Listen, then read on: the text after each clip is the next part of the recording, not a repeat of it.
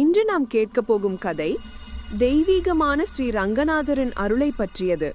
ராமாயண காலத்தில் இலங்கை அரசனான விபீஷணர் பக்தி மிகுந்த ஆன்மாவாக இருந்தார். ராமபிரானின் பெரிய பக்தனாக அவர் உண்மையும் தர்மமும் நிறைந்தவர். ஸ்ரீ ராமபிரான் தனது அன்பு பக்தனான விபீஷணருக்கு ஒரு அரிய பரிசை அளித்தார். ஸ்ரீ ரங்கநாதரின் தெய்வீக சிலை. அந்த சிலை விசேஷமான ஆற்றலையும் ராமபிரானின் கருணையையும் தன்னுள் தாங்கியிருந்தது. விபீஷணர் அந்த சிலையை இலங்கைக்கு எடுத்துச் செல்கிறார். காவேரி நதியின் கரையில் விபீஷணர் சிலையை ஒரு கல்லின் மேல் வைத்துவிட்டு ஓய்வெடுத்தார். மென்மையான காற்று வீசுகிறது, நீரில் ஒளி பிரதிபலிக்கிறது. விபீஷணர் சிலையை எடுக்க முயற்சிக்கிறார். அந்த சிலை அங்கே நிலை பெற்றுவிட்டது. விபீஷணர் எவ்வளவு முயன்றாலும் ரங்கநாதர் அங்கிருந்து நகரவில்லை. அது ரங்கநாதர் விருப்பம். அந்த புனித நிலமே இன்று ஸ்ரீரங்கம் என்று அழைக்கப்படுகிறது.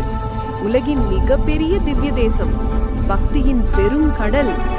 இன்றும் ஸ்ரீரங்கம் சென்று ரங்கநாதரை மனமாற வழிபடுவோர் தங்கள் வேண்டுதலெல்லாம் கைகூடும் என்று பக்தர்